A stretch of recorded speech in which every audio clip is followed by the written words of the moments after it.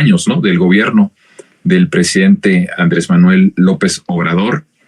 Y pues creo que es muy oportuno, y mira, coincidió mi querido Arsinoe que pasamos de ayer al programa para que fuera hoy que cae en 1 de diciembre y que podemos hablar de este tema.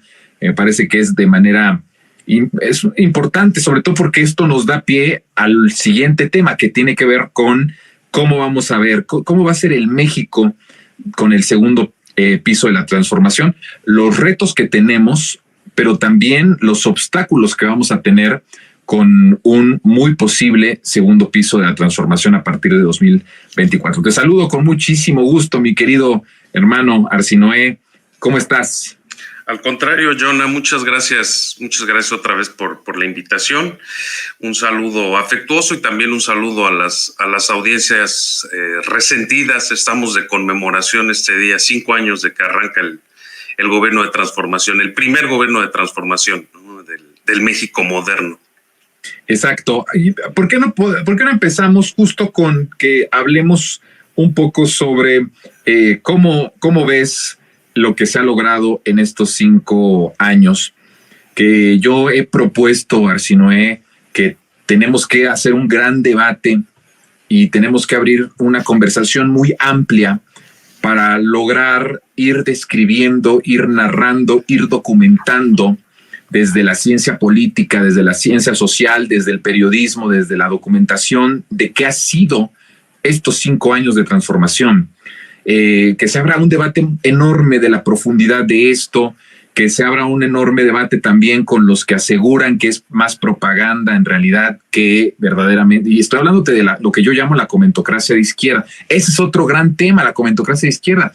Mi queridísimo amigo Fabricio Mejía, platicaba yo con él con respecto al tema y me dice, tienes mucha razón al ponerle un nombre y identificarlos, y ya poder identificarlos a este grupo de comentócratas de izquierda, que al final, decía Fabricio, y creo que es una aportación interesante al debate, terminan siendo de derecha y se parecen más a la derecha. Y aquí hemos nosotros, Arsinoe, documentado periodísticamente tonos, líneas discursivas, narrativas, que van dirigidas, y si las comparamos con los de la comentocracia que formó parte del régimen salinista neoliberal derrotado en 2018, en realidad se parece mucho su discurso, se parece mucho incluso en la forma en la que hablan, en la forma en la que ya critican a los que militamos abiertamente en la transformación. Entonces hay mucho debate, pero yo quiero que tú nos des un análisis rápido para pasar a los otros dos que atinadamente has propuesto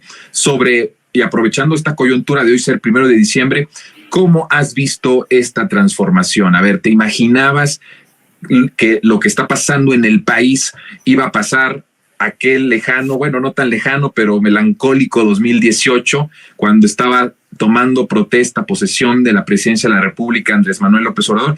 ¿Te imaginabas que en 5 años, solo con algunas cosas que son obras de infraestructura, ¿no?, se pudiera construir en estos 5 años 2 aeropuertos, que se pudiera tener una refinería, que se pudiera tener un tren Maya, un tren interoceánico, que se pudiera haber comprado una refinería en Estados Unidos, que es algo que, por cierto, López Obrador no prometió en campaña, pero que lo hizo ya como presidente de la República? Es decir, ¿cómo ves a la distancia, con la melancolía, con todo lo que significa esto del primer gobierno de la transformación, los resultados a ya 5 años, ¿no?, de este proceso, de iniciado este proceso?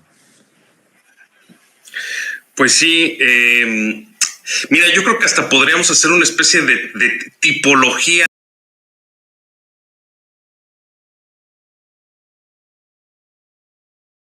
del voto obradorista o post-voto obradorista de 2018, y yo creo que nosotros encontraríamos muchos diferentes perfiles, porque tienes por un lado los que se dicen arrepentidos, ¿no? Tienes por otro lado los que se llaman defraudados. Tienes también los que, por ejemplo, nunca habían, que es muy común en el caso de nuestros hermanos migrantes en Estados Unidos, nunca habían tenido ningún acercamiento a la política, y con Andrés Manuel pues se involucraron en el mundo del de la cosa pública en México. Y tienes también los que incluso llegaron a asombrarse, a sorprenderse con los avances políticos y civilizatorios y sociales que ha presentado o que se han dado en el curso de estos 5 años de gobierno. Yo creo que yo soy de esos últimos. Yo soy franco, al principio tenía menos expectativas y realmente el trabajo que han desempeñado desde el gobierno ha sido muy, muy elogiable, muy, muy loable. Evidentemente, por cuestiones de tiempo, nosotros no vamos a poder hacer un análisis pormenorizado de todos esos avances, de todos esos triunfos en este programa, pero podemos empezar tal vez por destacar los mismos que el presidente refiere el día de hoy en la mañanera, el tema del trabajo. Y si te das cuenta, inclusive eso que tú llamas la comentocracia de izquierda, al menos hoy el pulso que yo alcancé a tomarle a las redes sociales era pues de un cierto reconocimiento, ¿no?, de lo que significa este aumento anunciado del 20% al salario mínimo para el año entrante, lo cual significaría que en términos de toda la administración hubo un aumento del doble del salario mínimo. Además, bueno, se extinguió el outsourcing, ¿no? Estamos por reducir la jornada laboral, se extendieron las vacaciones, algo que, por cierto, mucha gente desde el ámbito corporativo ha reconocido y aplaudido. Entonces, digamos, en ese renglón yo creo que hay cierta unanimidad, incluso hasta en los sectores no simpatizantes, de pues reconocer el mérito de este gobierno en ese renglón. Y después tienes el tema de la infraestructura, donde ya no es tan homogénea la opinión, unánime, porque evidentemente algunas de esas obras han estado envueltas en polémicas, las más de las veces pues provocadas, digamos, por el golpeteo mediático, pero sin duda que es impresionante que en el curso de una administración se hayan conseguido construir 2 aeropuertos de esa envergadura, cuando en 40 años los neoliberales no pudieron construir una mugrosa pista, ¿no? Y no solo eso, de hecho son los 2 aeropuertos con las pistas más grandes de todo el país.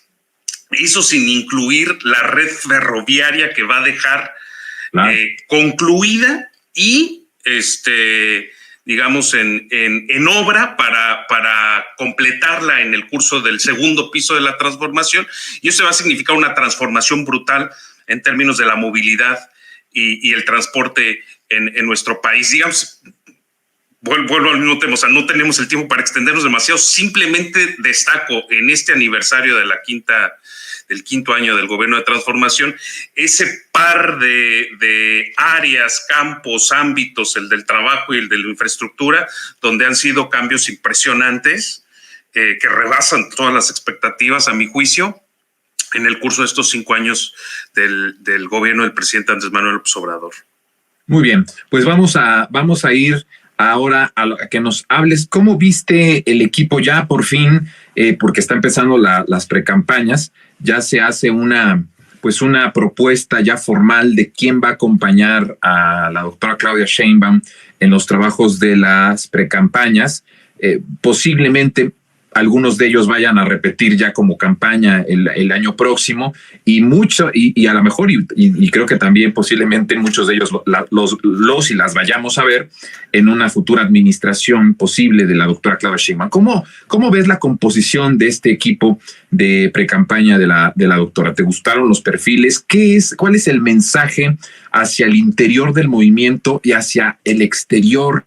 Porque entendemos que las precampañas tienen un sentido más hacia el interior, va dirigido a los militantes, va dirigido a los que militan, no solamente en Morena, sino por supuesto en la transformación, que somos muchos más que los que militan en Morena, y que hoy representa en términos reales, en cuestión de estadística, de acuerdo a los últimos estudios de hace unos días, y cito de nuevo el estudio que realiza Mendoza y Asociados, que es el 74% de la aprobación que tiene el presidente de la República, ¿no? 74% de aprobación para el presidente de la República.